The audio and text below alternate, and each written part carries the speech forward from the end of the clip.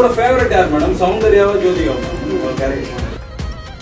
இதே மூவியை நான் அது நம்ம ஃபாசில் சார்ட்ட தானே கேட்கணும்.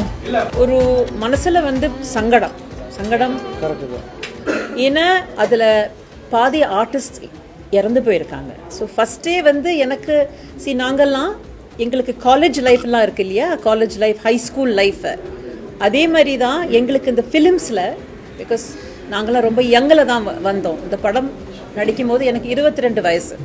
ஸோ இவங்கெல்லாம் தான் என்னோட காலேஜ் மேட்ஸ், என்னோட ப்ரொஃபஸர்ஸ். அவங்கள பார்த்து அவங்களோட சேர்ந்து நம்ம வேலை செய்யும்போது தான் அதுலேருந்து தான் எனக்கு வந்து எல்லா எஜுகேஷனும்.